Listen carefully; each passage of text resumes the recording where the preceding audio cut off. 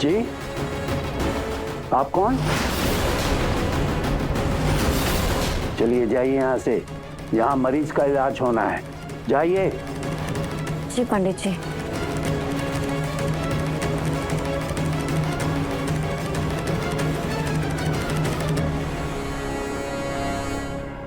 पंडित जी, अच्छा हुआ आप सही समय पर आ गए, वरना ये वही औरत जिसकी वजह से मेरे पति की ऐसी हालत हुई है। अगर इसे थोड़ी सी भी भनक लग जाती तो बिल्कुल बिल्कुल अच्छा नहीं होता।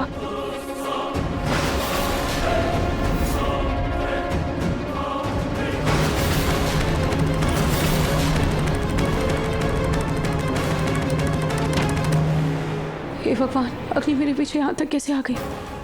अब क्या करूं? अगर कमरे का दरवाजा अंदर से बंद किया तो उसे और शक हो जाएगा। क्या करूं? मुझे कुछ समझ में नहीं आ रहा है।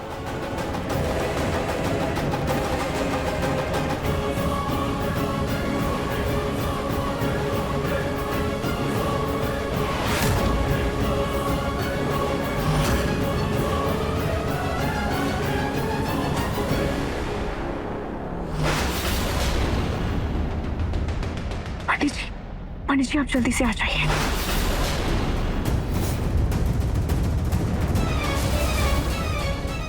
महर्षि आप बिल्कुल फिक्र मत कीजिए, आज से आपका आयुर्वेदिक इलाज शुरू हो जाएगा और आप बिल्कुल पहले जैसे हो जाएंगे।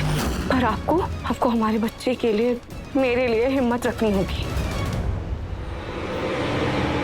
तब तक मुझे अग्नि और उस युवराज से और सतर्क रहना होगा।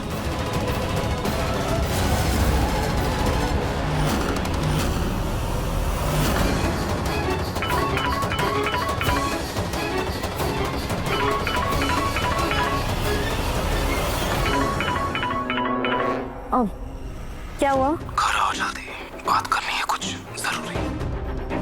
आती हूँ, रुक जाओ।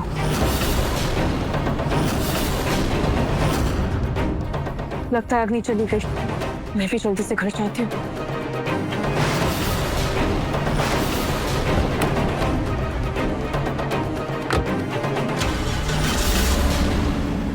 अब ये कहाँ जा रहे हैं?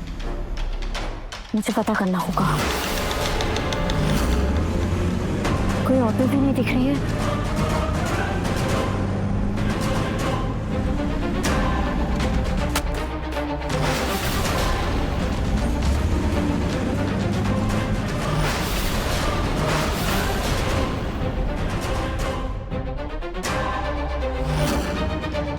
ये पेपर कैसा है?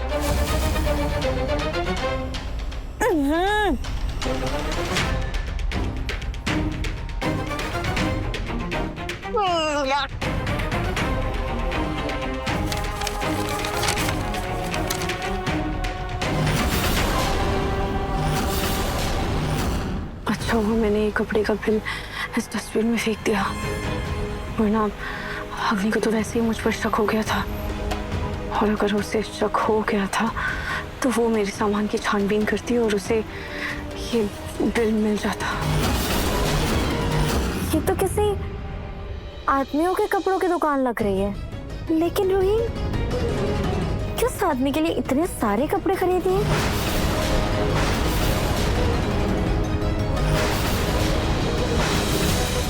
कहीं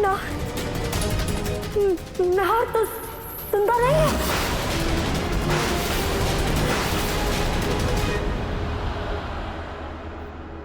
पता नहीं अग्नि घर आई कि नहीं।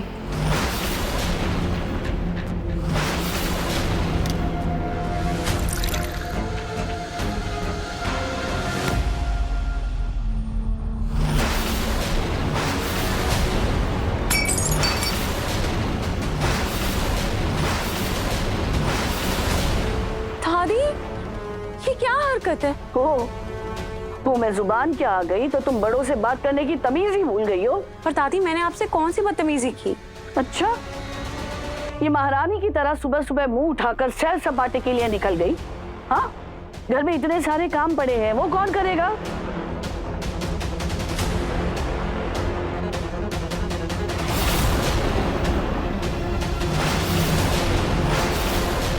ये अब घर में घुसी है, कहीं इससे कुछ पता तो नहीं चल गया?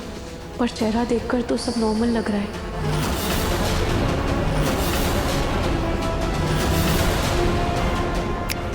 ओ महारानी, अब यहाँ खड़े खड़े दिन में कौन से सपने देखने लग गई? दादी मैं प्रेग्नेंट हूँ, इसीलिए सोच रही हूँ कि घर के कामों के लिए 2-4 नौकर चाकर रख लेती हूँ।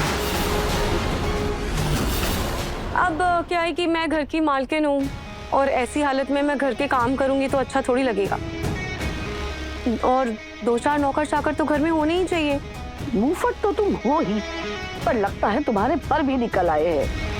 मेरा पोता वहाँ दिन रात मेहनत करके कमाएगा और तुम यहाँ बैठे बैठे सब उड़ाओगी। दादी, मैं आपके पोते के होने वाले बच्चे की माँ बनने वाली हूँ। हाँ, मुफ्त की कमाई तो जो उड़ा रहे हैं वो आपके पीछे खड़े हैं।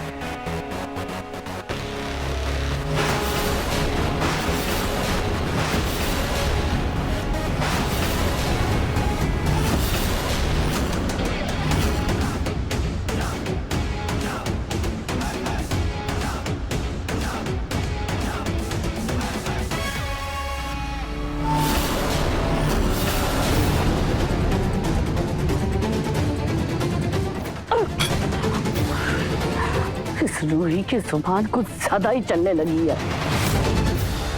इसके जुबान खुलने की कोई तो वजह है, बस एक बार वो पता चल जाए।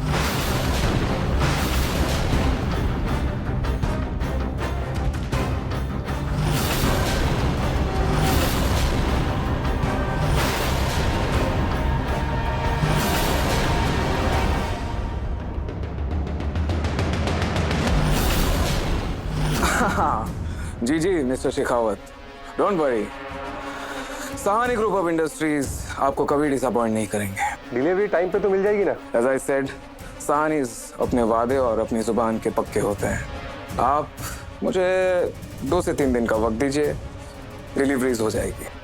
ओह व्हाट द हेल, क्या चीफ हरकत है ये? चीप हरकत? What nonsense?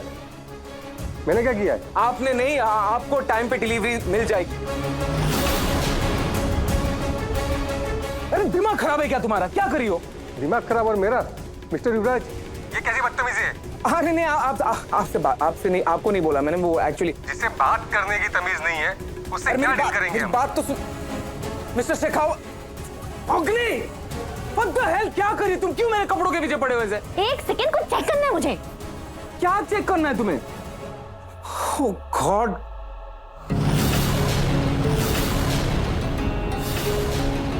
पागलों के बीच आ गया हूं मैं। बस भी करो।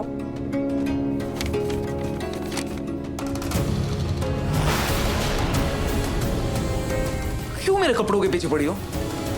तेरी शर्ट की आयरन भी खराब कर दी। Come on. ये तो नार का ही साइज है, कहीं मेरा शक सही तो नहीं? Whatever. अच्छा अग्नि, मुझे तुमसे कुछ बात करनी है। रूही आ गई है, अब उस जमीन का क्या? भाड़ में गई तुम्हारी संगा। मेरे लाइफ में ना उससे बड़ी प्रॉब्लम आ गई है, पहले मुझे उसका पता लगा लेने दो, उसके बाद मैं तुमसे इस बारे में बात करती हूँ, ठीक है? What problem? What पता लगाओगी क्या? लगता है उस जमीन की वजह से कैसे कैसे लोगों से डील करना पड़ रहा है, और ये डील भी गई हाथ से। क्या करूं मैं? पागल हो जाऊंगा मैं।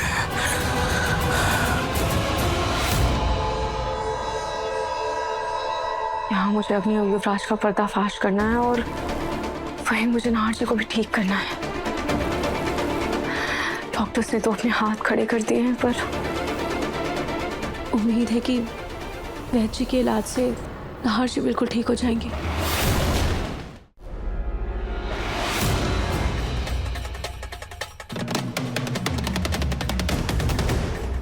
सुबह मुझे नाहर जी से मिलने जाना है।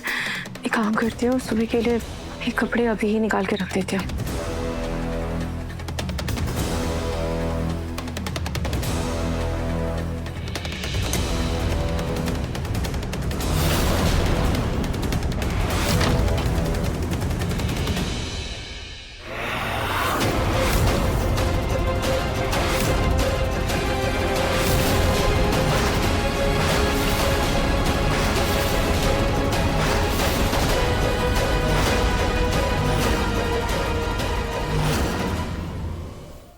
सुंदर रात 8 बजे दंगल टीवी पर।